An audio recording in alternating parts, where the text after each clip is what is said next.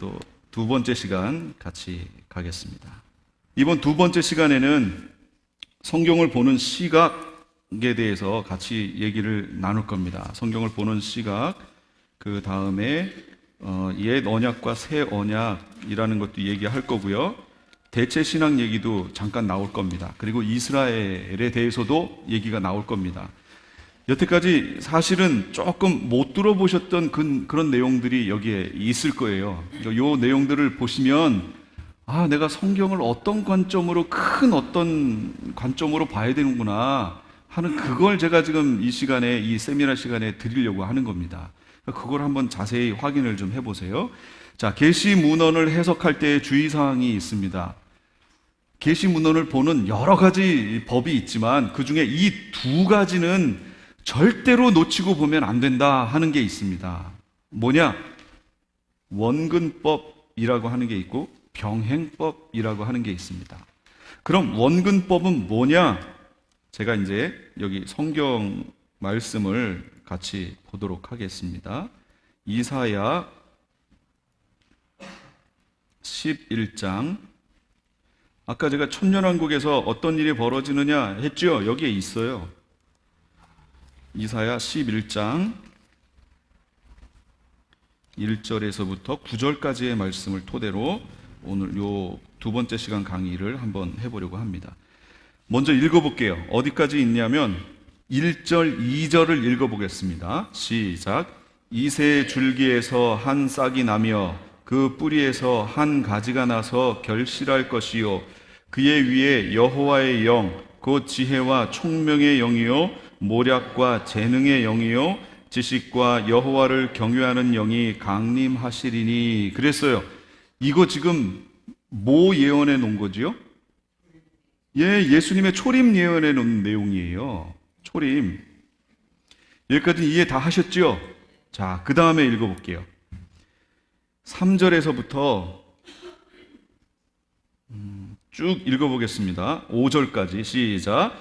그가 여호와를 경외함으로 즐거움을 삼을 것이며 그의 눈에 보이는 대로 심판하지 아니하며 그의 귀에 들리는 대로 판단하지 아니하며 공의로 가난한 자를 심판하며 정직으로 세상에 겸손한 자를 판단할 것이며 그의 입에 막대기로 세상을 치며 그의 입술의 기운으로 악인을 죽일 것이며 공의로 그의 허리띠를 삼으며 성실로 그의 몸에 띠를 삼으리라. 이건 뭘 예언해 놓은 걸까요? 여기에서 주목하셔야 되는 내용이 있습니다. 지금 제가 3절에서 5절까지 내용을 쭉 같이 읽었는데 여기서 중요하게 튀어나오는 단어가 뭐예요? 심판. 그러면 예수님이 초림에 오셔서 심판하시겠다라고 얘기하셨나요, 성경에? 아니지요. 그게 아니라는 걸 어떻게 알아요? 요한복음 12장 제가 찾아서 보여드릴게요. 그 내용이 없으니까 거기다 성경 구절을 써 넣으세요. 요한복음 12장 47, 48. 요 앞에 있습니다. 읽어볼게요. 시작. 사람이 내 말을 듣고 지키지 아니할지라도 내가 그를 심판하지 아니하노라. 내가 온 것은 세상을 심판하려 함이 아니요 세상을 구원하려 함이로라. 나를 저버리고 내 말을 받지 아니하는 자를 심판할 이가 있으니 곧 내가 한 그 말이 언제요? 그를 심판하리라 그랬어요. 그럼 아까 이사야서 11장의 내용과 연결해서 이 내용과 다시 보충해 주는 말이 로마서 2장 16절입니다. 거기서 써놓으시고 나중에 확인하시기 바랍니다. 이사야 11장으로 다시 갈게요. 3절에서 5절까지의 내용은 심판하신다라는 내용이에요. 그렇다면 이 내용은 예수님의 뭘 예언해 놓은 걸까요? 재림 예언해 놓은 거예요. 마지막 날에 심판한다고 그랬잖아요. 재림 예언한 거예요. 그럼 아까 1절에서 2절까지는 예수님의 초림 얘기를 했는데 갑자기 3절에서 5절까지는 예수님의 재림을 예언하고 있죠, 지금. 그 다음 거 볼게요. 6절부터 볼게요. 시작. 그때에 이리가 어린 양과 함께 살며 표범이 어린 염소와 함께 누우며 송아지와 어린 사자와 살진 짐승이 함께 있어 어린 아이에게 끌리며 암소와 곰이 함께 먹으며 그것들의 새끼가 함께 엎드리며 사자가 소처럼 풀을 먹을 것이며 젖 먹는 아이가 독사의 구멍에서 장난하며 젖된 어린아이가 독사의 굴에 손을 넣을 것이라. 내 거룩한 산 모든 곳에서 해됨도 없고 상함도 없을 것이니 이는 물이 바다를 덮음같이 여호와를 아는 지식이 세상에 충만할 것임이라. 그러면 이게 뭘 예언해 놓은 걸까요? 이게 천년왕국 메시아 왕국 예언한 거예요. 그럼 이게 메시아 왕국인데 지금 이래요? 지금 이렇습니까? 아니지요. 아니니까 뭐라고 해요? 상징 그러는 거예요. 어떻게든 이걸 풀어가야 되니까 상징, 메시아가 오셔서 펼쳐지게 될 상징이라고 얘기하는 거예요. 그만큼 좋은 세상 이렇게 풀어가는 거예요. 근데 아니라니까요. 이거 진짜라니까요. 왜 진짜예요? 아담과 하와가 처음 만들어졌을 때 이랬죠. 이랬어요. 그때 육식이 어디 있어요? 그때 만들어진 공룡들이 진짜로 육식해서 이빨이 뾰족뾰족하게 막 이래가지고 잡아먹었을까요? 그건 언제부터지요? 그건 타락 이후부터입니다. 피조 세계도 저주를 받아서 그렇게 돼버린 거예요. 근데 예수님 재림에 오시면 제가 어떻게 된다고 그랬어요? 희년의 나팔이 불리면 회복된다고 그랬잖아요. 원래대로 회복되는데 이게 희년의 나팔 후에 펼쳐질 그 바로 윗절 3절에서 5절이 뭐였어요? 예수님 재림이었잖아요. 재림을 통해 펼쳐질 메시아 왕국 얘기하고 있는 건데 지금 여기를 어떻게 해석하냐면 메시아 왕국은 예수님 초림부터 재림 전까지를 메시아 왕국이라고 우리가 얘기하다 보니까 이 내용을 이렇진 않은데 해석은 그렇게 해야 되니까 상징하고 바꾸는 거예요. 계시록 해석도 똑같이 그렇게 합니다. 이 성경을 상징으로 가장 많이 해석하는 부류가 있습니다. 지금 한참 막 핫하게 뜨는 이단의 무리가 있습니다. 누굴까요? 신천지입니다. 그러니까 이런 내용이 정립이 안 되면 신천지가 와서 계시록 얘기하면 그러네 하고 다 넘어가는 거예요. 이만이라는 사람이 이긴 자래요. 계시록에 보면 성경 전체에서 이긴 자는 예수님밖에 없거든요. 근데 자기가 이긴 자래요. 그래서 이긴 자가 전하는 말을 들어야 된대요. 자기가 그리고 다른 보혜사래요. 다른 보혜사가 뭐였지요? 성령. 근데 자기가 다른 보혜사래요. 자기가 하나님이란 얘기예요. 결국은 아는 사람이 들으면 자기가 하나님이란 얘기잖아. 근데 모르는 성도님들이 들으면 그럴듯하지요. 그래서 지금 난리가 났어요. 이만이라는 사람을 막 그냥 신격화 해가지고 한국에 있는 제 친구 중에 한 명도 거기에 빠져가지고 저한테 계속 카톡으로 안타깝습니다. 아무리 설명해도 소용이 없어요. 그게 설명으로 되는 게 아니거든요. 그럼 제가 여기서 뭘 설명하려고 했느냐? 원근법 설명하려고 그런 거예요. 그럼 원근법이 뭐냐? 1절에서 2절은 예수님의 초림 얘기했죠.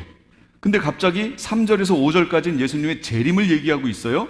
그러더니 6절에서부터 9절까지는 천년왕국 얘기를 하고 있어요. 근데 여기에 시간 관련된 내용이 들어가 있나요? 안 들어가 있나요? 안 들어가 있어요. 예언에서 시간 관련된 내용은 싹 빠졌어요. 그냥 팩트만 있어요. 내용만 있어요. 그냥. 근데 이걸 알고서 보면 1절부터 2절이 초림 얘기하고 있구나. 3절에서 5절이 예수님 재림 얘기하고 있구나. 6절부터 9절이 예수님이 왕이 되어 다스리는 메시아 왕국 얘기하고 있구나. 이거 그냥 보여요. 근데 계시문헌이 바로 이렇게 기록됐다라는 겁니다. 계시문헌에 시간은 없는데 쏙 빼고 초림 예언했다가 재림 예언했다가 왕국 예언했다가 막 이게 이렇게 돼 있어요. 그러니까 이걸 뭔가 틀을 알고 봐야 이게 지금 뭐 얘기하는지 이해할 수 있다 그 얘기예요. 이 틀을 잘 이해를 하셔야 된다 그 얘기입니다. 두 번째 게 있어요. 바로 이 첫 번째 이 원근법적으로 계시문헌이 기록되어 있다라는 것을 이스라엘이 이걸 놓치는 바람에 예수님의 초림을 놓친 거예요. 이스라엘이. 자, 두 번째, 병행법적 해석이 있습니다. 그럼 이 병행법적 해석은 어떻게 되느냐? 누가복음 21장 6절에서 7절 같이 읽어볼까요? 거기 있습니다. 시작. 너희 보는 이것들이 날이 이르면 돌 하나도 돌 위에 남지 않고 다 무너뜨려지리라. 그들이 물어가리르되 선생님이여 그러면 어느 때에 이런 일이 있겠사오며 이런 일이 일어나려 할 때 무슨 징조가 있사오리까? 라고 물었지요. 그랬더니 예수님이 쭉 설명하시고 누가복음 21장 20절 22절에 이렇게 얘기하십니다. 시작. 너희가 예루살렘이 군대들에게 에워싸이는 것을 보거든 그 멸망이 가까운 줄을 알라. 그때에 유대에 있는 자들은 산으로 도망갈 것이며 성내에 있는 자들은 나갈 것이며 촌에 있는 자들은 그리로 들어가지 말지어다. 이 날은 기록된 모든 것을 이루는 징벌의 날이니라 라고 하셨는데 그 다음 구절에 27절로 가니까 뭐라고 그래요? 그때에 사람들이 인자가 구름을 타고 능력과 큰 영광으로 오는 것을 보리라. 그러면 예수님이 이렇게 구름을 타고 능력과 큰 영광으로 오는 것을 봤어요? 못 봤죠? 그럼 이거 큰 영광을 구름을 타고 능력과 영광으로 오시는 이 모습은 예수님의 뭐 얘기한 거예요? 재림 얘기한 거예요. 아직 못 봤죠? 근데 그 위에서 말했던 것, 돌이 돌 위에 하나도 남지 않고 다 무너뜨려지고 예루살렘이 군대들에게 에워싸이고 하는 모습은 봤어요, 안 봤어요? 봤잖아요. 그러면 이상하다라고 껴뚱하셔야 돼요. 마태복음 24장 15절 16절에 그러므로 너희가 선지자 다니엘의 말한 바 멸망에 가증한 것이 거룩한 것에 선 것을 보거든 읽는 자는 깨달을진저 그때에 유대에 있는 자들은 산으로 도망할지어다. 이렇게 얘기하셨어요. 이 내용이 뭔지 이해하면 이제 병행법을 이해하시는 거예요. 이겁니다. 요걸 잘 보세요. 예수님이 지금 여기서 말씀하신 다니엘이 말한 바 멸망에 가증한 것이 거룩한 것에 선 것을 보거든, 다니엘이 그렇게 예언했어요. 실제로. 그럼 언제 했느냐? 여기 있는 것처럼 BC 539년경에 그렇게 예언을 했습니다. 그리고 그 일이 그로부터 370년 정도 지난 BC 170년에 헬라 시대에 안티오쿠스 에피파네스에 의해서 저게 그 예언대로 실행이 됐습니다. 안티오쿠스 에피파네스가 유대인들의 종교 말살 정책을 펴면서, 이 헬라 문화잖아요. 이 안티오쿠스 에피파네스라고 하는 이 시리아 북왕조 시리아 왕은 헬레니즘 문화를 바탕으로 정치하는 사람이에요.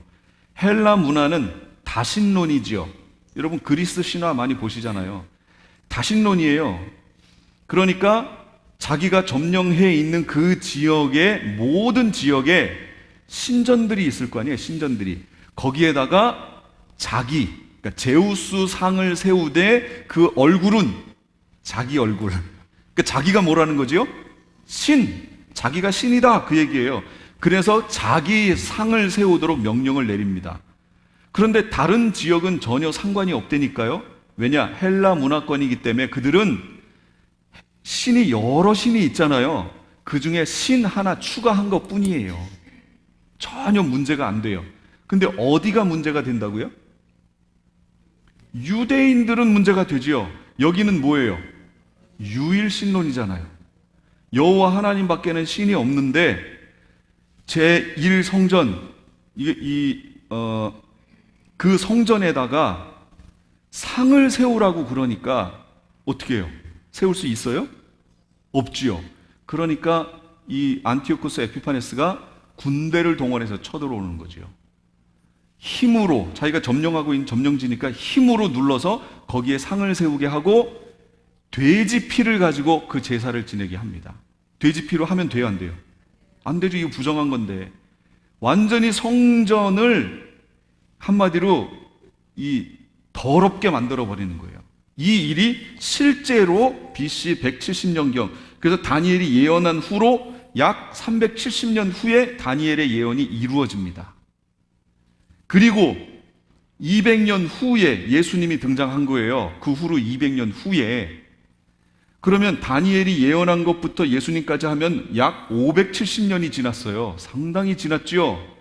지난 후에 예수님이 말씀하시는 거예요. 뭐라고 말씀하시냐면 다니엘이 말한 바 멸망에 가증한 것이 거룩한 것에 선 것을 보거든.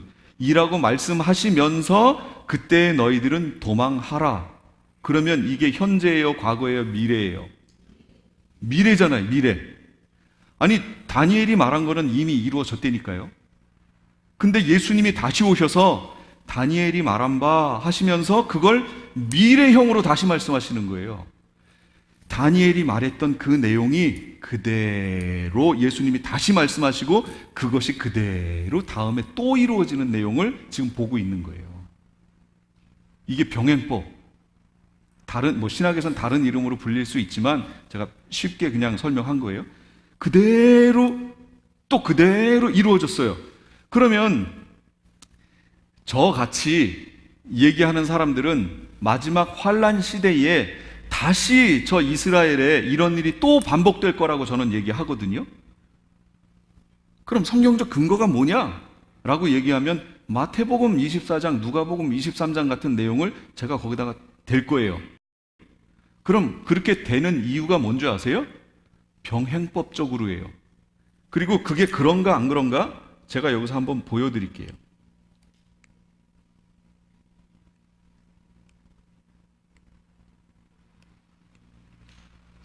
자, 이겁니다.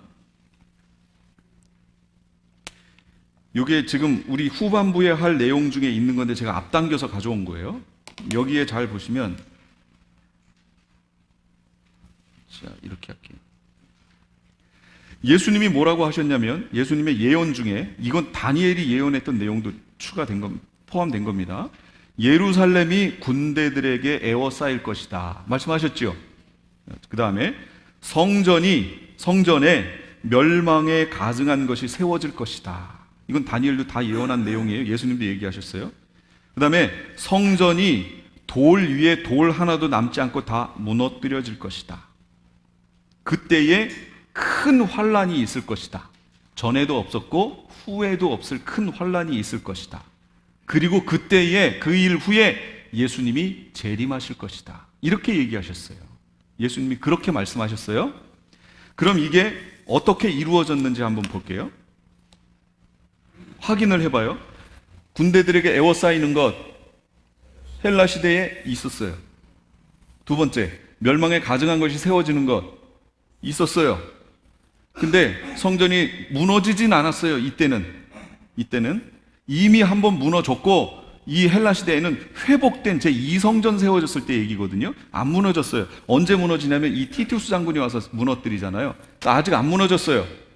큰 환란이 있었나요? 전에도 없었고 후에도 없을? 만약에 이때 있었으면 이때는 환란이 없는 거예요. 전에도 없었고 후에도 없어야 되니까 없었어요. 예수님 재림하셨나요?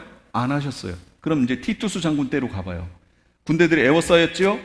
멸망에 가증한 거 세워졌죠? 돌이 하나도 남지 않게 무너졌죠? 제2성전 무너졌죠? 큰 환란이 있었어요. 전에도 없었고 후에도 없었어요. 환란은 있긴 있었어요. 근데 그 환란을 전에도 없었고 후에도 없을 환란으로 봐야 하느냐라는 얘기예요. 만약에 그렇게 본다면 앞으로 7년 환란 없습니다. 이때 있었던 환란을 전에도 없었고 후에도 없는 환란이라고 딱 정하면 이제는 환란이 없는 거예요. 그 7년 환란 없는 거예요. 이해가 되셨어요? 그런데 이게 아니라는 걸 어떻게 아냐면 예수 그리스도가 재림 안 하셨잖아요. 성경을 통해 확인해야 된다고 그랬죠. 마태복음 24장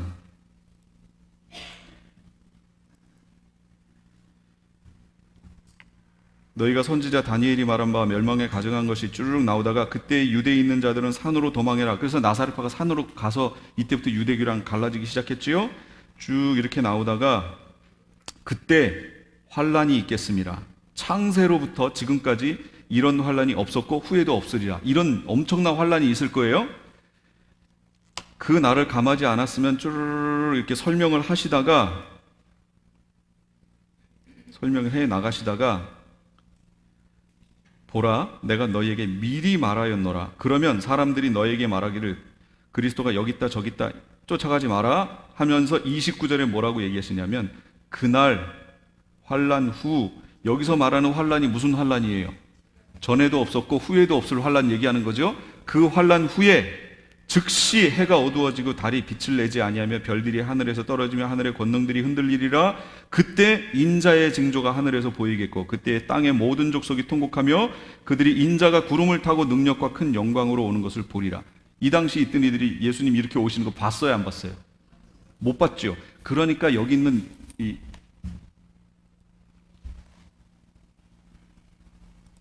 그러니까 이때에 있었던 환란이 전에도 없었고 후에도 없는 환란이 아니라 그 얘기예요. 못 봤잖아요, 예수님 오시는 거. 그렇다면 이 두 개가 예수님 예언인데 두 개가 안 이루어졌어요. 그럼 언제 이루어진다는 얘기죠? 앞으로 짐승 국가가 나올 때 그때에 가서 이게 이루어지고 예수님이 재림하신다, 그 얘기예요. 지금 이게 병행법적 해석입니다. 똑같은 예언인데 저기서 다니엘이 이미 예언했는데 그 내용이 성취되어 가는데 점점 구체적으로 성취되어지죠. 반복되면서 똑같은 내용이 병행법적인 해석이에요. 이걸 놓치면 예수님 마지막 7년 환란 바로 직전에 저런 일이 벌어질 것이라는 것을 놓쳐버리는 거예요. 그러니까 어떤 분들은 7년 환란이 없대요. 그런 분들은 이미 다 이게 이루어진 걸로 보는 거죠. 지금 안 이루어졌다는 걸 어떻게 알아요?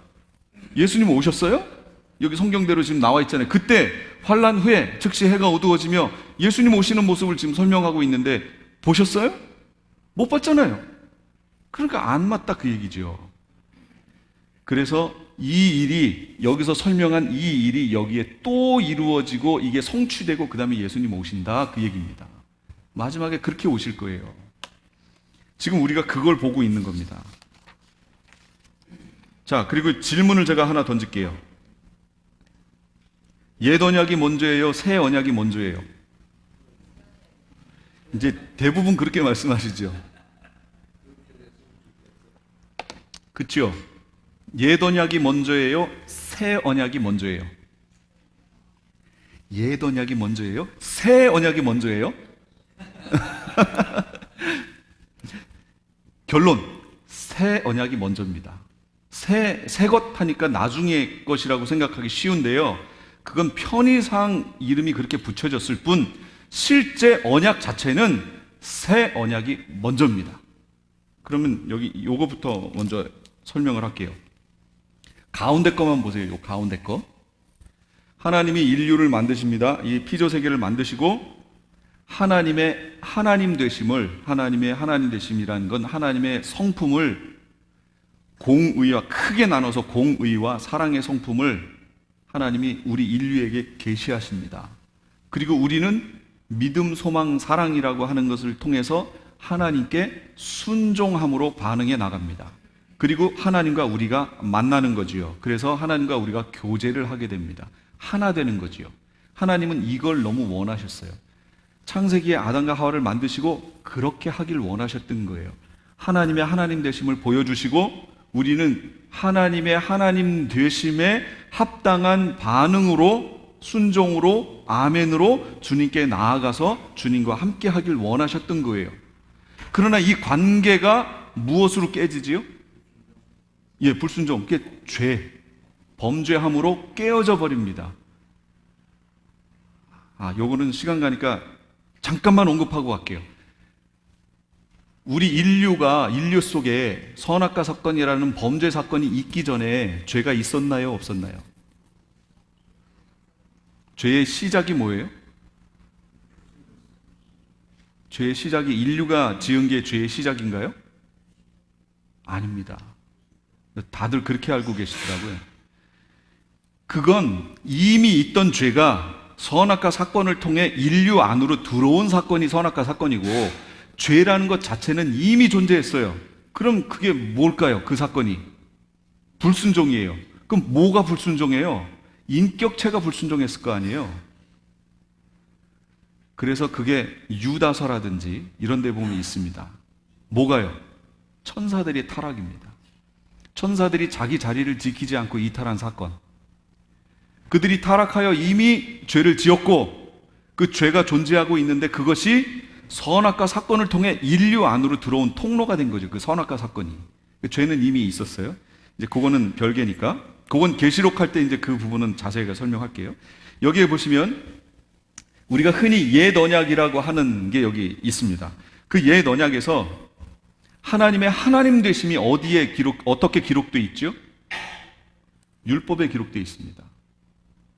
이 율법을 통해 하나님의 하나님 되심을 나타내고 우리도 주님 앞에 순종함으로 나갑니다. 그런데 제가 여기다 지정의라고 해놨죠. 우리 인간적인 요소로 가지고 순종하며 나갑니다. 그리고 성전 제사를 하는데 그마저도 피가 무슨 피예요?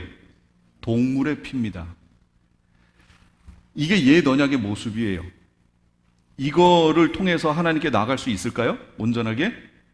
없습니다. 문제가 많기 때문에. 이제 문제가 뭔가 설명할게요. 두 번째, 이제 새 언약이 우리에게 선포가 됐어요. 우리도 순종함으로 하나님께 나갑니다. 근데 여기가 중요한 거예요. 요거. 새 언약에는 하나님의 하나님 되심이 어디에 선포되어 있습니까? 역시 율법에 기록되어 있습니다. 우리가 성경을 바울이 설명을 하느라고 뭐라고 했냐면 믿음과 행위, 은혜와 행위라는 것을 이렇게 해놨죠. 그러는 바람에 이 행위에 대한 대표적인 단어가 뭐냐면 이걸 표현하는 게 율법이잖아요. 이쪽은 은혜, 오직 믿음으로 구원 얻는 거지 행함으로, 율법으로 구원 얻는 게 아니다 라고 하는 이 논리를 펼쳐놓으니까 지금 이것을 읽는 우리도 어떻게 봤냐면 구원은 믿음으로 받는 거구나, 율법은 소용이 없구나, 필요 없구나 하고 율법 얘기만 나오면 경기를 일으키는 거예요, 크리스찬들이. 그래서 율법을 다 버려버려요. 이제 율법 끝! 율법은 나랑 상관없어. 누구든지 그리스도 예수 안에 있는 자에게는 결코 정죄함이 없나니 난 이미 예수 그리스도 안에 있어. 그러니까 율법은 나랑 상관이 없어 라고 치워버렸던 거죠. 그러나 하나님의 하나님 되심, 이게 어디에 기록되어 있다고요? 율법에 기록되어 있어요. 하나님이 무엇을 기뻐하시는지 하나님의 성품이 어디에 기록돼요? 율법에 기록됐어요. 여전히 똑같이요. 우리는 이거에 대해서 순종함으로 반응하고 예배라는 걸 통해 예수 그리스도의 피 흘림을 통해서 단번에 여기로 나가게 돼 있습니다. 여기를 또 자세하게 이건 계시록 할 때 할 겁니다. 피 흘림을 통해서 나가게 돼 있어요. 이게 새 언약이에요. 그럼 새 언약이 먼저냐 옛 언약이 먼저냐 그러면 대부분은 어떻게 알고 있냐면 옛 언약이 먼저다라고 얘기들을 하세요. 근데 성경을 보면 뭐가 먼저라고요? 새 언약이 먼저입니다. 그게 어디 있어요? 갈라디아서 3장 15절 17절 형제들아 내가 사람의 예대로 말하노니 사람의 언약이라도 정한 후에는 아무도 깨거나 더하거나 하지 못하느니라. 이 약속들은 아브라함과 그 자손에게 말씀하신 것인데 여럿을 가리켜 그 자손들이라 하지 아니하시고 오직 한 사람을 가리켜 네 자손이라고 하셨으니 곧 그리스도라. 내가 이것을 말하노니 하나님께서 미리 정하신 언약을 430년 후에 생긴 율법이 폐기하지 못하고 그 약속을 헛되게 하지 못하리라. 새 언약이 언제 주어졌어요? 누구에게? 아브라함에게 주어졌고 아브라함이 그 새 언약을 받은 후로 430년 후에 옛 언약 율법이라는 게 주어진 거예요. 그러니까 뭐가 먼저예요? 새 언약이 먼저죠. 그러니까 원래 하나님은 새 언약으로 예수 그리스도를 통한 언약으로 인류를 구원하길 기뻐하셨고 그렇게 계획하셨습니다. 그 내용이 창세기 22장 17, 18절에 있어요. 거기 10페이지에 있죠. 윗부분에 시작. 내가 네게 큰 복을 주고 내 씨가 크게 번성하여 하늘의 별과 같고 바닷가의 모래와 같게 하리니 네 씨가 그 대적의 성문을 차지하리라. 또 내 씨로 말미암아 천하 만민이 복을 받으리니 이는 내가 나의 말을 준행하였음이라 하셨다. 여기서 하나님이 이미 아브라함에게 처음 약속하실 때부터 내 씨로 말미암아 천하 만민이 복을 받으리라 이거 약속하셨다고요. 이게 새 언약, 우리가 알고 있는 새 언약 얘기예요. 후에 와서 이걸 새 언약이라고 부른 것 뿐이지 이 약속을 하셨고 그 예수 그리스도가 오시기까지 그 언약이 오시기까지 그 사이 기간에 이스라엘 민족에게 특별한 사명을 허락하십니다. 그게 사명이 뭐예요? 그게 율법이에요. 이걸 왜 주셨어요? 너희가 이거에 순종하면 너희를 무엇으로 삼겠다고요? 제사장 나라로 삼겠다라고 얘기하신 거예요. 그럼 기름 부음을 받는 세 부류가 있습니다. 왕, 선지자, 제사장인데 이 셋 다 하나님과 인간 사이에 서 있는 이들이에요. 그렇죠? 선지자는 하나님과 인간 사이에 서 있지만 누구를 향해서 얼굴을 돌리고 있는 이들이에요? 인간을 향해서 하나님의 말씀을 받아 인간을 향해 선포하는 이들이 선지자예요. 제사장은요, 하나님과 인간 사이에 서 있지만 하나님 편을 향해 바라보고 있는 거예요. 인간을 대신하여 그들을 하나님께서 받으시는 자들로 세우기 위한 게 제사장이잖아요.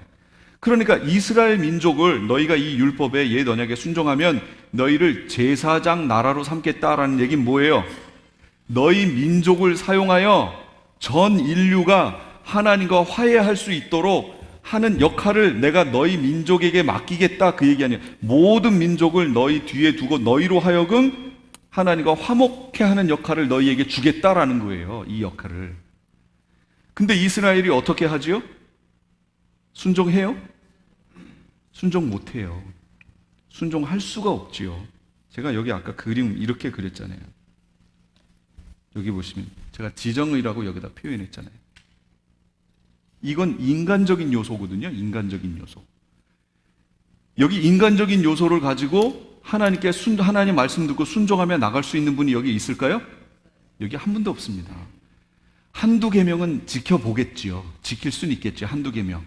살인하지 말라. 지금까지 잘 지키고 계시죠? 그러나 형제에게 라가라 하는 자는 어떻게 돼요? 지옥불에 들어가게 되리라. 막 이렇게 표현하고 있어요, 성경에.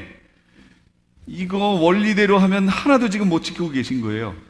인간적인 요소 지정의 가지고는 하나님의 율법에 순종할 수 없습니다. 이스라엘이 실패하는 거지요. 자기들이 저걸 행함으로 해낼 수 있다고 생각하니까 실패하는 겁니다. 그 제사장직은 내가 내 행위로 행해서 실천해낼 수 있는 내용이 아니다, 그 얘기예요. 그럼 어떻게 행할 수 있어요? 오직 하나님의 은혜로만 됩니다. 그래서 그 차이점이 이거예요. 이걸 이해하시면 이제 돼요. 옛 언약 시작은 어떻게 해요? 하나님의 택하심. 똑같아요. 옛 언약이든 새 언약이든 하나님의 택하심이에요. 이스라엘 누가 택했어요? 하나님. 이스라엘 자기들이 그렇게 하고자 했어요? 아니요. 아브라함을 택할 때부터 하나님이 택하셨다니까요. 시작은 하나님의 택하심이에요. 이건 전적인 하나님의 은혜예요. 근데 과정은 어떻게 돼요? 피의 제사, 동물 피예요. 동물 피. 회개의 은혜가 여기 주어져 있어요. 우리가 이루어 가야 해요. 육신의 연약함 때문에 이루어낼 수 없습니다. 근데 로마서에 가보면 육신이 연약하여 할 수 없는 그것을 하나님께서는 하시나니 그러잖아요. 우리 육신이 연약함으로 옛 언약을 이루어낼 수 없는 그것을 하나님께서는 하셨다라고 로마서에 설명하고 있죠. 어떻게 해요? 이렇게 택하심, 역시 이것도 새 언약도 하나님의 전적인 은혜예요. 여기가 내가 의지로 하나님께 아멘 했기 때문에 내가 지금 예수 믿는 거지, 구원받은 거지, 이렇게 얘기하시면 그분은 잘못 알고 있는 거예요. 자기 의지로 한 거 아니에요. 전적인 하나님의 의지로 아멘이 된 거예요. 어떻게 해요? 요한복음에 바람이 임의로 불매, 그 바람이 어디로 와서 어디로 가는 것을 알지 못하는 것처럼 성령으로 난 자는 다 그렇다라고 얘기했어요. 여러분 구원받으신 날짜 아세요? 정확한 날짜 아세요? 어떤 분들은 알아야 된다며요. 그거 모르면 안 된다며요. 성령으로 난 사람은 바람이 임의로 불어 어디로 와서 어디로 가는 걸 알지 못하는 것처럼 그렇게 태어난다는 거예요. 근데 나타나는 증상은 있죠. 현상은 있죠. 현상이 뭐예요? 나뭇가지가 흔들리잖아요. 나무가 있는데 바람이 불어요. 근데 그 바람이 어디서 왔는지는 안 보여요. 언제 왔는지도 안 보여요. 근데 나무를 자세히 보니까 나무가 이렇게 흔들리고 있어요. 그럼 뭘 알아요? 바람이 불고 있구나를 알아요. 우리가 언제 구원받았는지, 언제 어떻게 됐는지는 잘 모르겠어요. 성령이 언제 나에게 임하셨는지 난 잘 모르겠어요. 근데 가만 보니까 옛날에는 내가 그렇게 싫어했던 친구가 교회 가자는 얘기만 하면 그냥 욕을 해대며 발길질을 해댔던 내가 어느 날인가 갑자기 교회를 왔어요. 그러더니 성경에 있는 말씀이 믿어지는 거예요. 아멘 하는 거예요. 그리고선 가만 생각해 보니까 언제부터 그랬죠? 잘 모르겠는데요. 근데 알 수도 있어요. 어떤 분이요? 그 전까지의 삶은 정말 이 세상에서 있어서는 안 될 삶이었는데 그런 삶 살다가 갑자기 은혜를 받아서 확 바뀐 사람들, 이런 사람들은 알겠죠. 자기 변화가 너무 뚜렷하니까. 그런데 일반적으로는 모릅니다. 그리고 그 몰라도 상관없어요. 중요한 건 내 속에 성령이 함께 계시다는 거잖아요. 성령이 함께 계신 것. 성령이 오셔서 나를 하나님의 백성으로 삼아주셨어요. 믿게 해주셨어요. 그리고 나에게 회개의 은혜, 예수 그리스도를 통한 피의 제사, 회개의 은혜를 허락하시고 성령의 내주를 허락하셨어요. 옛날에는 내가 해야 되는데, 근데 육신의 연약함 때문에 못했는데 이제는 성령의 은혜로 말미암아 이걸 이루어가는 거예요. 내가 이루어가는 게 아니라니까요. 지금 내가 이루어가는 게 아니에요. 성령이 나를 통해 이루어 가시는 거예요. 그럼 내가 할 건 뭐예요? 성령이 이루어 가시는 것에 순종하는 거예요. 그래서 지금은 내가 구원받았다라는 보증으로 성령을 주신 거예요. 네가 예수 그리스도를 영접하고 이 상태에 내가 보증으로 네가 구원 얻었어. 그 보증으로 내가 성령을 줄게. 그리고 그 성령과 함께 그 약속이 성취되는 자리에까지 같이 와. 그럼 내가 너에게 영생을 줄 거야. 이게 성경의 내용이에요. 지금 내가 예수 성령과 함께 그래서 가는 거예요. 지금 이렇게 가고 있습니다. 근데 그 가는 길을 누가 보여주신다고요? 성령의 조명, 성령이 가르쳐 주시는 거예요. 때와 형편과 상황과 말씀을 통해 나로 하여금 성령이 계속 깨닫게 하시는 거예요. 내가 잘못하고 있으면 그 잘못한 걸 깨닫게 하셔서 돌이키게도 하시고, 예전에는 내가 해야 됐는데 이제는 성령이 그걸 나에게 하신다니까요. 지금 내 속에서 계속 하시니까 어떤 일은 옛날에는 죄인지도 몰랐어요. 근데 구원을 받고 나니까 그게 죄라는 걸 알게 되는 거예요. 처음에 예수 믿고 나면 죄가 줄어들까요? 많아질까요? 아니, 예수 믿으면 죄가 줄어들어야 되는데, 아니 이거 왜 자꾸 죄가 많아지게 느껴지지요? 옛날에는 죄를 죄로 여기지 않았었어요. 그게 죄인지도 몰랐어요.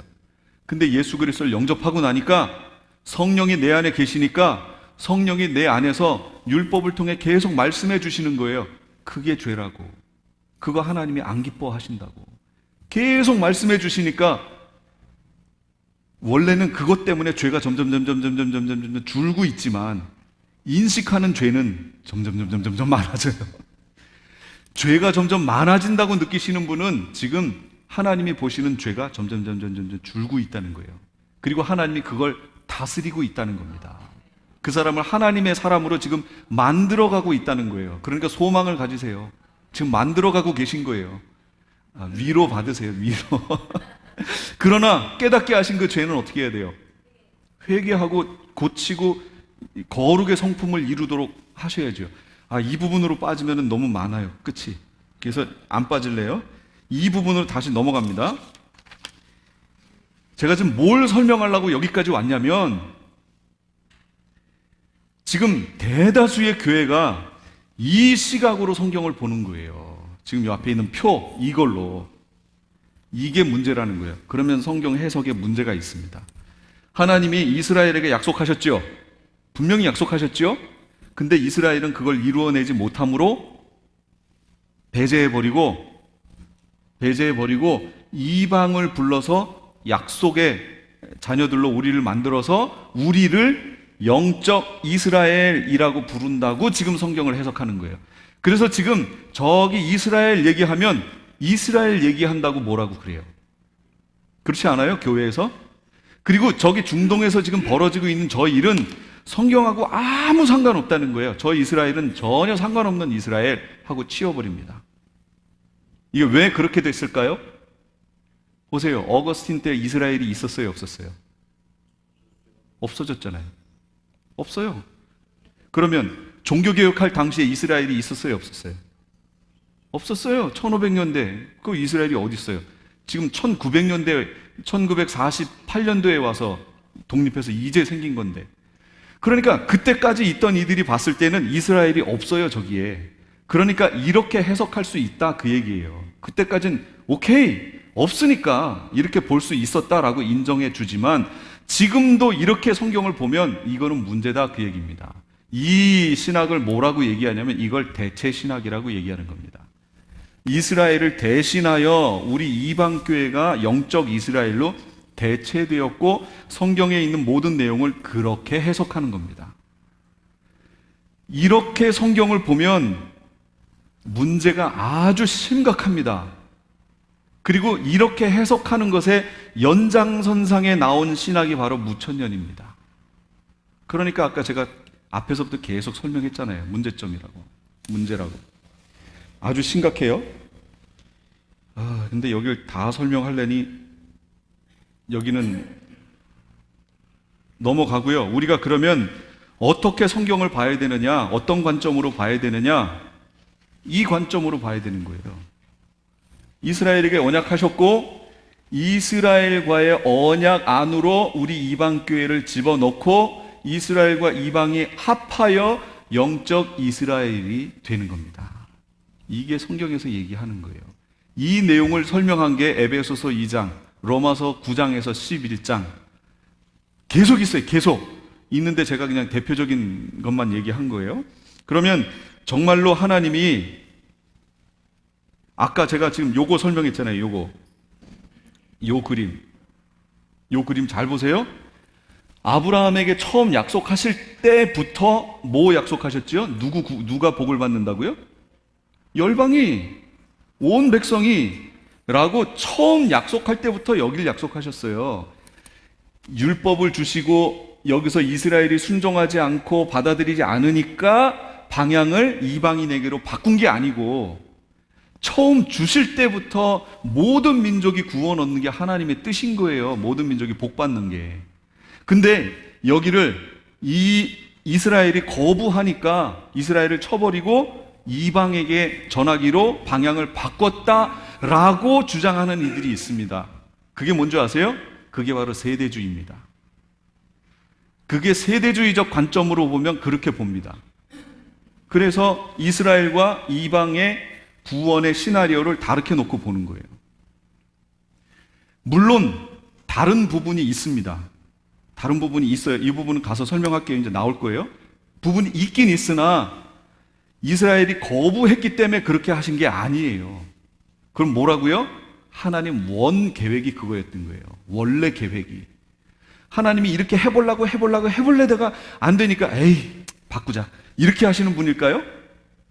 그런 분이 아니라니까요.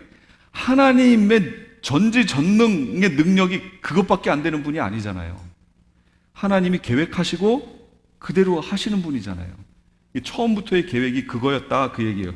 그래서 우리는 이제부터 성경을 이 시각으로 봐야 된다, 그 얘기입니다. 이 시각이 너무너무 중요합니다. 그럼 하나님이 진짜로 대체 신학에서는 이렇게 놓고 이스라엘을 버렸다라고 얘기합니다. 그럼 진짜 하나님이 이스라엘을 버렸을까요? 12페이지 위에 보세요. 중간에 정말로 하나님께서 이스라엘을 버리셨는가? 로마서 11장 1절에서 2절 같이 읽어보겠습니다. 시작. 그러므로 내가 말하노니 하나님이 자기 백성을 버리셨느냐? 그럴 수 없느니라. 나도 이스라엘이니요 아브라함의 씨에서 난 자요 베냐민 지파라. 하나님이 그 미리 아신 자기 백성을 버리지 아니하셨느니라. 버리셨어요? 안 버리셨어요? 안 버렸다니까요. 이 이스라엘을 향하신 계획이 있다니까요. 계획이. 이걸 버렸다라고 얘기하는 순간 대체 신학으로 넘어가 버리고 이 성경에서 말씀하고 있는 그 내용을 우리가 놓치는 겁니다. 그게 아니고 이스라엘을 향하신 계획이 있어요. 버린 것처럼 보여져요. 언제까지요? 그렇죠. 이방인의 충만한 수가 채워질 때까지 그렇게 보이는 거예요. 그럼 이방인의 하나님이 계획하신 충만한 수가 차고 나면 어떻게 될까요?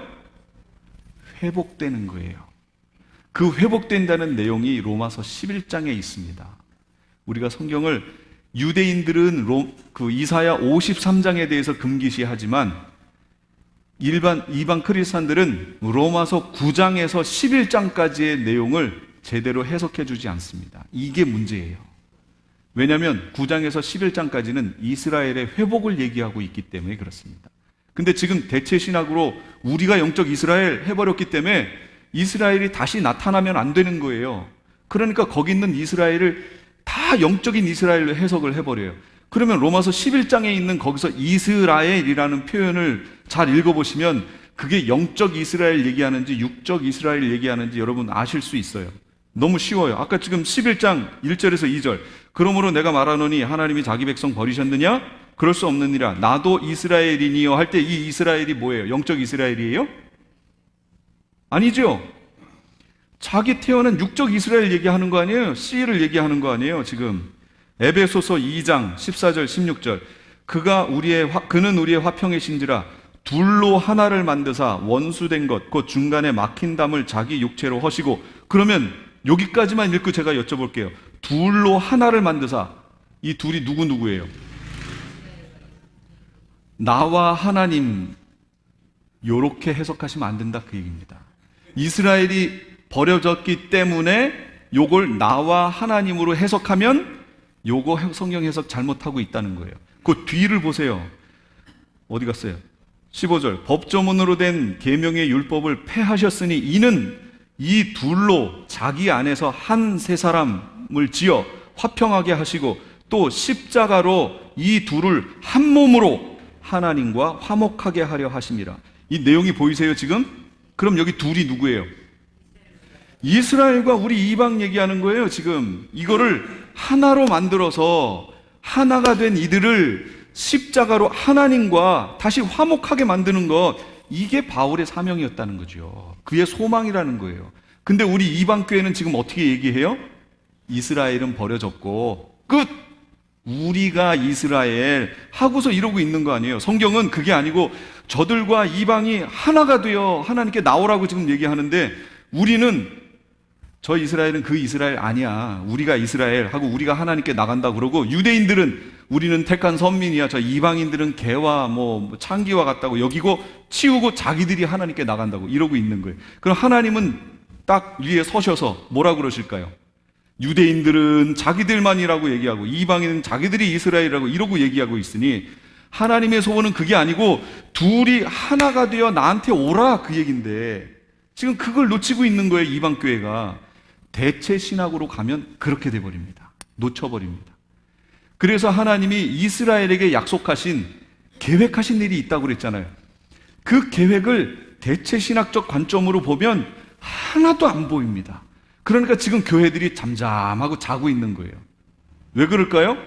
그 이스라엘을 통해서 하나님이 보여주시고 싶었던 게 있거든요.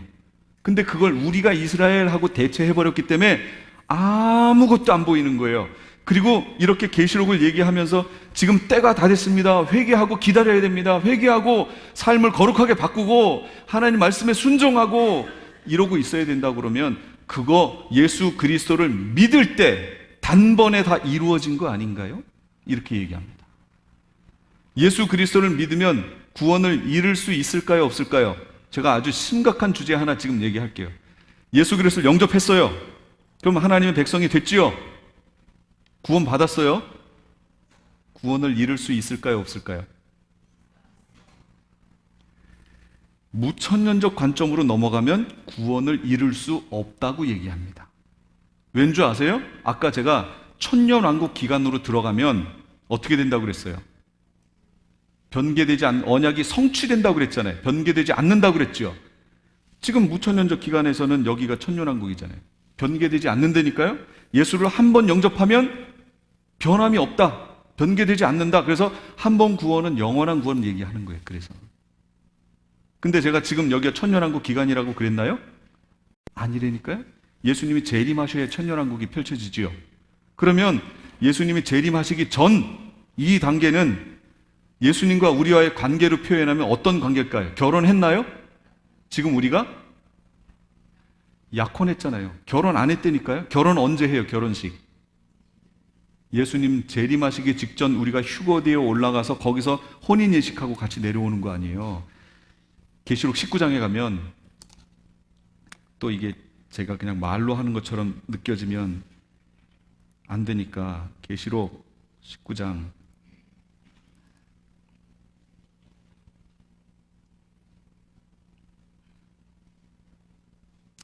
우리가 즐거워하고 크게 기뻐하며 그에게 영광을 돌리세요. 어린 양의 혼인 기약이, 혼인 약속이, 혼인하겠다는 약속이 이를 얻고 그의 아내가 자신을 준비해. 아내가 어떻게 누가 준비하는 거예요? 이 혼인 준비는 자신이 신부된 우리가 신부로서의 준비하고, 신랑된 예수님은 신랑된 분으로서의 준비를 하고, 그리고 만나는 거예요. 그럼 우리가 준비해야 되는 건 뭐예요? 거룩이에요. 거룩. 준비하였으니 그에게 빛나고 깨끗한 세마포 옷을 입도록 허락하셨으니 이는, 이 세마포 옷은 성도들의 뭐라고요? 옳은 행실이라. 지금 기독교회가 행실 다 버려버렸죠. 율법이라는 거랑 맞물려가지고 율법을 다 버려버렸잖아요. 그거 폐해버린 거라고 얘기하고, 예수 그리스도를 믿기만 하면, 자꾸 믿기만 하면 얘기하지요. 그래서 행위를 다 버려버렸어요. 그런데 계시록 2장하고 3장은 뭐 얘기하지요? 내가 내 행위와 얘기하잖아요. 내가 내 행위 얘기했는데, 행위? 내가 내 행위를 나누니, 행위를 나누니. 근데 뭐라고 그래요? 내가 너를 책망할 것이 있나니 너의 처음 사랑을 버렸느니. 너 내가 책망할게. 너 행위 앞에 위에 8개인가 7개를 잘했는데 내가 너 책망할 게 하나 있다. 그러면서 책망하시잖아요. 그러므로 어디서 떨어졌는지 알고 생각하고 회개하여 처음 행위를 가져라. 처음 행위 갖는 게 그렇게 중요해요. 그런데 만일 회개하지 않고, 그리하지 않고 회개하지 아니하면 내가 네게 가서 내 촛대를 그 자리에서 옮겨버리겠다. 그럼 이 전 모습이 뭐예요? 예수님이 별을 붙들고 촛대 사이를 거니시는 거예요. 이게 상징하는 게 뭐지요? 주의 종들을 붙드시고, 촛대는 뭐라고 그랬어요? 1장 후반에 교회라고 얘기했잖아요. 교회를 돌보시고 가신 예수님인데, 교회를 돌보시던 예수님이 회개하지 않으니까 그 교회를 띄어다가 다른 데로 옮겨버리는 거예요. 한마디로 예수님의 돌봄의 대상에서 제외된다, 그 얘기입니다. 그럼 예수님의 돌봄의 대상에서 제외된 이가 구원 얻을 수 있나요? 없습니다. 그러니까 제가 계시록을 하고 나서 앞에를 보는 시각이 바뀌었다고 제가 설명하는 거예요. 옛날에 장로교 목사로서 옛날에는 한 번 구원은 영원한 구원이지 라고 저도 그렇게 얘기했었고, 제가 여기 있는 설교했던 내용들을 다 보면 그 관점에서 설교를 다 했었는데, 계시록을 하고 나니까 그게 아니에요. 너희에게 약속이 남아있을지라도 이르지 못할 자가 있을까 함이라 그러잖아요, 히브리서에. 또 후에 믿음에서 벗어나는 이들이 있을 것이다 라고 바울이 또 얘기해 주지요. 그 중에는 알렉산더와 후메네오가 있을 것이다. 이름까지 지적하잖아요. 그들이 믿음에서 파선한다라고 얘기하죠. 그럼 시작은 어떻게 했다는 거예요?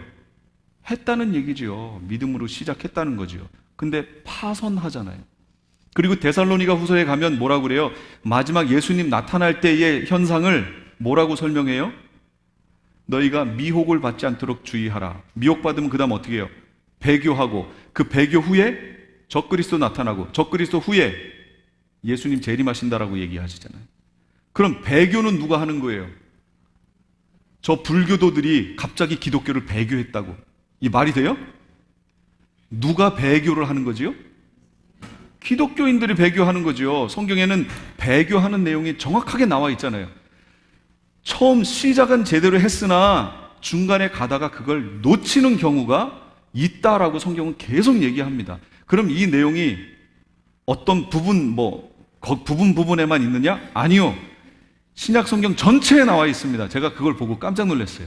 옛날에는 이 안경이 잘못되니까 그게 안 보이고 다 묻혀 있던 건데, 이걸 알고 나서 성경을 쭉 보니까 그냥 그게 전체적으로 들어가 있어요. 와, 옛날에는 이걸 왜 못 봤을까? 그래서 안경이 중요하구나. 안경을 제대로 못 끼니까 이걸 다 감춰져 버리는구나. 이거를 알았습니다. 어쨌든 더 빨리 나갈게요. 이렇게 됐어요. 이스라엘을 그래서 놓치면 안 됩니다. 이스라엘을 왜 놓치면 안 돼요? 이스라엘을 향하신 하나님의 계획이 있기 때문이에요. 그럼 이스라엘을 향하신 하나님의 계획이 뭘까요? 마지막 시대를 향하신 하나님의 시간표가 이스라엘에게 주어져 있는 겁니다. 그러니까 이스라엘을 보면 우리가 지금 이방교회가 어느 시대에 어느 지점에 와 있다라는 것을 알 수 있습니다. 제가 여기 앞에 시간표를 하나 했습니다. 뭘로 할까요? 똑같은 거 있으면 안 되잖아요. 자, 지금 1어 시간입니다. 지금 1어를 배우고 있습니다. 무슨 요일 몇 교시인가요? 정확히 나오지요? 그러니까 누가 얘기 안 해줘도 우리가 지금 1어 공부를 하고 있으면 시간표를 딱 보면, 아, 지금 우리가 금요일 3교시에 지금 공부하고 있구나. 이걸 알게 되는 거예요. 이게 시간표예요. 그럼 우리 시대의 시간표가 이스라엘이거든요. 그 시간표를 싹 빼버리면, 제가 이걸 뺐어요. 자, 지금 국사 시간입니다. 어딘가요? 모르시죠? 안 보인다니까요? 국사는 토요일 1교시에 있습니다. 아, 여기 월요일 2교시에도 있네요? 어쨌든 있지요. 시간표를 보면 알아요. 근데 이스라엘이라는 시간표를 싹 이렇게 빼버리면 우리가 지금 인류의 하나님이 계획하신 이 전체 시간 중에 어디에 와 있는지를 모릅니다. 어디에 와 계세요? 말세라고만 얘기하시죠. 말세. 그럼 거기서 말하는 말세가 무슨 의미예요? 세상 끝이요? 제가 이 얘기도 했었는데, 제가 한국에 있을 때 독산동에 살았어요. 구로공단역이 있습니다. 전철역이. 거기서 어떤, 제가 청년 때니까 고등학생 정도로 되어 보이는 여자아이가 계단을 내려옵니다. 근데 저는 그렇게 옷을 입은 걸 그 아이를 통해 처음 봤기 때문에 저한테는 아주 쇼킹했어요. 옷을 하나로 해서 딱 입은 게 아니고 여러 개를 뭐라고 그래야 돼요? 누더기처럼 기워 입은 것도 아니에요. 이렇게 부분적으로 입었어요. 부분적으로 여러 개의 옷이, 하여튼 여러 개예요. 뭐라고 설명을 못 하겠어요. 근데 가릴 건 다 가렸어요. 근데 모양은 누가 보더라도 이걸 딱 보면, 정상은 아니겠구나, 이런 생각이 들 정도. 그걸 보시면 어르신들은 그걸 딱 보면 뭐라고 그러세요? 이런 혀를 차시면서 말세다, 말세야, 그러실 거 아니에요. 그럼 지금 우리가 성경에서 말하는 말세다, 말세야 하는 의미와 그걸 깨달은 거와 그분이 봤을 땐 그게 시간표인가 봐요. 근데 지금 우리가 성경에서 예수님이 보여주신 그 시간표하고는 이건 다른 시간표지요. 이스라엘을 빼면 아무것도 안 보여요. 그래서 교회들이 잠잠한 겁니다. 지금 어느 시점에 와 있는지도 몰라요. 그리고 여기가 좋사오니 여기에 초막셋을 짓되 하고 있는 거예요. 교회들이 지금 그러고 있어요. 그리고 계시록 얘기하면 그거 위험해, 그거 이단일 확률이 높아, 이렇게 되는 거죠. 너무너무 안타깝습니다. 이스라엘을 향하신 계획이 뭐냐면, 이스라엘은 인류 역사의 시간표입니다. 그러니까 이스라엘을 빼버리면 안 돼요. 다니엘서 9장 24절에 뭐라고 얘기하셨냐면, 내 백성과 내 거룩한 성을 위하여 70일에로 기한을 정하였나니. 70일에로 기한을 정했어요. 누구를 위해서? 이스라엘. 기한을 정했어요. 그러면 71회가 차면 어떻게 될까요? 그 다음 설명하잖아요. 다니엘 9장 24절 13페이지 중간에 있어요. 허물이 그치며 죄가 끝나며 죄악이 용서되며 영원한 의가 드러나며 환상과 예언이 응하며 또 지극히 거룩한 이가 기름 부음을 받으리라. 제가 71회가 차면 마지막 한 일회가 7년 환란을 얘기하거든요. 7년 환란이 끝나면 예수님이 재림하신다고 그랬지요. 예수님 재림이 절기상으로 뭐였어요? 대속죄일. 대속죄일이 하는 게 뭐지요? 모든 게 원래대로 회복되는 거였죠. 죄가 용서되고 모든 것이 회복되는 거죠. 그럼 여기 다니엘 9장 24절 보세요. 기한을 정하였나니 기한이 차면 허물이 그치며 죄가 끝나며 죄악이 용서되며 영원한 의가 드러나며 환상과 예언이 응하며. 그렇죠. 이거 대속죄일이 벌어질 일이 지금 벌어지잖아요. 그러면서 또 뭐라고 그래요? 또 지극히 거룩한 이가 기름 부음을 받으리라. 여기 지극히 거룩한 이가 누구예요? 메시아. 메시아가 기름 부음을 받아요. 그럼 기름 부음을 받는 건 세 부류잖아요. 삼중, 즉 왕, 선지자, 제사장. 그러면 메시아 왕국에서는 선지자와 제사장이 필요해요, 필요 없어요? 필요 없어요. 그럼 나머지 뭐예요? 왕. 그러면 71회가 차면 메시아가 여기서 왕권을 받는다는 거잖아요. 그럼 뭐가 펼쳐져요? 그 다음부터 메시아가 왕이 됐으니까 메시아 왕국이 펼쳐지죠. 성경은 너무 자세하게 설명했다니까요, 이거를. 그럼 71회를 어떻게 해석할 거냐가 이제 문제가 되는 거죠. 이 71회에 대한 자세한 내용은 제가 다니엘서에 가서 해석을 하겠습니다. 지금 그걸 자세하게 할 수 없어요. 그래서 제가 그냥 결론을 내기는 71회의 마지막 일회, 한 일회가 뭐냐? 이게 7년 환란을 얘기하는 것이다 라고 제가 지금 설명하는 거예요. 그 다음에 이스라엘을 인류의 시계로 세우셨어요. 그렇기 때문에 이스라엘을 놓치면 안 돼요.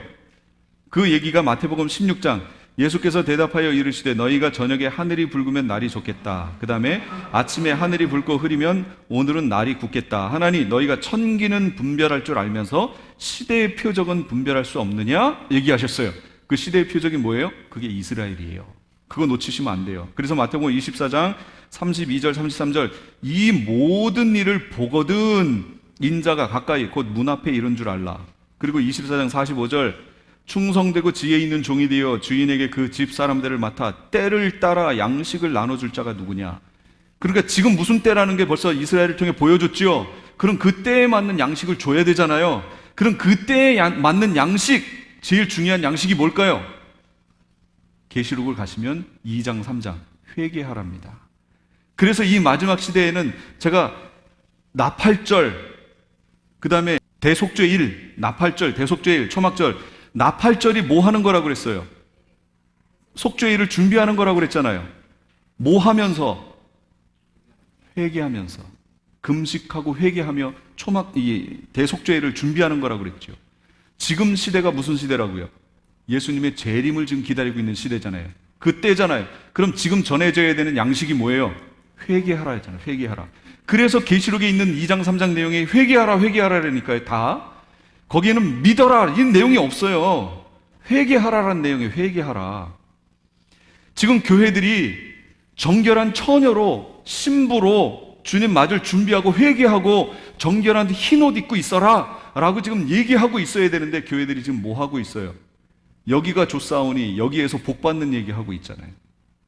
이거 심각하다니까요. 진짜 지금 때가. 근데 이렇게 계시록 얘기하면 이단이라고요. 이런 참. 그 다음에 이스라엘을 놓치면 안 되는 또 이유가 있어요. 뭐냐? 이스라엘이 적그리스도가 이 이스라엘을 등에 업고 등장할 겁니다.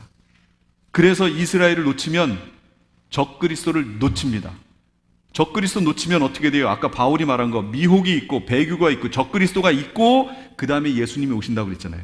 그럼 예수님의 재림을 놓치는 거잖아요. 결국은 그 앞에 시간표를 보여준 걸 놓쳐버리니까 예수님의 재림까지도 놓쳐버리게 되지요. 그래서 이스라엘을 놓치면 안 돼요. 근데 대체 신학은 이스라엘은 버려졌고 우리가 이스라엘 해버리니까 싹 가려졌습니다. 아무것도 안 보여요. 그럼 인류의 시간표 이스라엘까지만 얘기할게요. 이스라엘, 다니엘의 70일의 예언, 이게 70일회가 7일회, 62일회, 그리고 장차, 그 다음에 한일회 이렇게 되어 있습니다. 그리고 지금 우리는 장차라고 하는 기간을 살고 있는 거예요. 지금 우리가 사는 기간이. 그럼 그 장차라는 기간을 다니엘은 뭐라고 표현했냐면 장차라고 표현했고 예수님은 그 기간을 이방인의 때가 차기까지라고 표현하셨고, 바울은 이방인의 충만한 수가 들어오기까지라고 이 장차라는 기간을 설명하고 있어요. 지금 우리가 이 기간을 사는 거예요. 지금 살고 있는 거예요. 그럼 지금 이방인의 수가 지금 채워져서 이거는 우리가 아는 수가 아니에요. 하나님이 정하신 수예요. 충만한 수는. 그 충만한 수까지 채워지면 그럼 이제 무슨 일이 벌어질까요? 역전되는 거예요. 처음에 초대교회 때 복음이 이스라엘에서 벗어나서 이방에게로 가고 이스라엘에게는 줄어들었죠. 그래프가 이렇게 역전됐죠. 근데 이게 이방인의 수가 충만한 수가 차면 다시 반대로 이렇게 역전되는 겁니다. 그래서 이방인의 구원의 문이 닫힙니다. 이방인의 충만한 수가 차면 이방인의 구원의 문이 닫혀집니다. 그리고 그 구원의 문이 어디로 열려요? 이스라엘을 향해서 열려지는 거예요. 이 그래프가 보여지셔야 돼요. 이게 어디 내용이라고요? 이게 로마서 11장 내용이라고요. 지금 우리가 그 시대를 살고 있다, 그런 내용이고, 그래서 표로 정리하면 이렇게 됩니다. 초림, 예수님의 초림 전까지 7일회와 62일회가 흘러갑니다. 그리고 예수님이 초림하셔서 AD 약 30년경에, 정확하지 않습니다, 약 30년경에 승천에 올라가시죠. 그래서 기름 부은 자가 끊어지리라. 뭐가? 62일회가 끝날 때가 바로 기름 부은 자가 끊어지는 때가 이때예요. 그래서 예수님 초림에서 부활에 올라가실 때까지가 7일회, 62일회. 그리고 장차라는 지금 우리가 사는 이 기간이 지금 펼쳐지고 있는 거예요. 이방인의 충만한 수가 들어올 때까지. 이방인의 충만한 수가 차면 그 다음 남은 한 일회가 펼쳐집니다. 이 한 일회가 7년 환란 기간이라고 설명했지요. 그래서 이 한 일회가 차면 70일회가 다 찼잖아요. 그러면 바로 아까 다니엘서 9장 24절에 있는 것처럼 죄가 용서되며 예언이 응하고 기름 거룩한 이가 기름 부음을 받고, 예수님이 재림에 내려오셔서 메시아 왕국이 여기서부터 펼쳐지는 거지요. 이렇게 펼쳐져 있는 게 성경의 내용이에요. 그러면 메시아 왕국이 펼쳐지면 그 다음 어떻게 되느냐? 여기에서 메시아 왕국 끝부분에 곡과 마곡의, 이거는 계시록에 있어요. 곡과 마곡의 전쟁이 펼쳐지고 그 펼쳐진 자리에 바로 백보자 심판자리가 펼쳐지면서 이 백보자 심판을 거쳐 생명책의 이름이 기록이 된 자는 천국, 그렇지 않은 이는 불못으로 들어가는 겁니다. 그러면 여기에서 지금 돌아가신 분들은, 아까 질문이 있어서 잠깐 설명할게요. 여기 살다가 돌아가신 분들은 어디 가세요? 천국 가는 거 아니에요? 지금 천국하고 불못은 비어 있어요. 아무도 없어요. 이 불못의 1호가 누구예요? 두 짐승이 들어갑니다. 두 짐승은 예수님이 여기 재림에 내려오셔서 여기에서 산채로 잡아다가 불못에 집어넣어 버려요. 원래 불못은 어떻게 들어가는 거냐면 백보자 심판을 거쳐서 판결받고 들어가는 데거든요. 근데 두 짐승에 대해서 예수님이 얼마나 노하셨는지 아마겟돈 전쟁을 하러 펼치러 오셨다가 그들을 잡아다가 그냥 산채로 불못에 집어넣어 버리셨어요. 주의 진노가 대단하신 거죠. 노함으로 그들을 넣으셨어요. 그리고 이 1000년이라는 기간 동안에 뱀을 잡아서 무저갱에 집어넣습니다. 무저갱은 불못이 아닙니다. 무저갱은 다른 곳이에요. 무저갱에 집어넣어서 활동을 못하게 하셨다가 천년왕국 끝부분에 무저갱에서 집어넣어서 여기 잠깐 활동하게 해서 타락하게 하고 거기에서 백보자 심판자리가 펼쳐지고 가는 거예요. 지금 돌아가시면 어디로 가냐면 예수 믿고 돌아가신 분은 낙원, 믿지 않고 돌아가신 분은 음부라고 하는 곳으로 갑니다. 낙원과 음부는 영체가 가 있는 곳이에요. 그럼 육체는 어디 있어요? 이 땅에 있잖아요.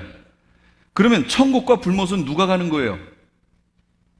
부활체가 가는 곳입니다. 부활체. 부활체면 뭐예요? 육과 영이 만난 거 아니에요? 다시 부활, 전혀 다른 모습으로 부활한 거죠. 부활체가 들어가는 거예요. 그래서 백보자 심판 자리에서 모든 이들이 다 부활합니다. 그래서 생명책에 기록된 이는 천국으로, 기록되지 않은 이는 불못으로 들어가게 돼 있어요. 들어가는 데가 달라요. 그러나 낙원에 있던 이는 결과적으로 어디로 가요? 천국. 음부에 있던 이는 불못. 음부에 있던 이가 이 밑에서 막 기도해주고 뭐 미사도 드려주고 해서 다시 천국으로 갈 수 있어요? 없어요. 그 중간 단계의 연옥이라는 곳은 없습니다. 그건 천주교가 만들어낸 거예요. 성경에는 없는 내용이에요.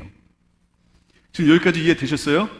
이제 점심 먹고요. 그 나머지 부분 이제 뒤가 더 중요하거든요. 뒤는 이제 계시록에 있는 내용을 제가 정리를 해서 이제 설명을 해드릴 거예요. 그러니까 그 뒷부분을 보도록 하겠습니다. 기도하고 마치겠습니다.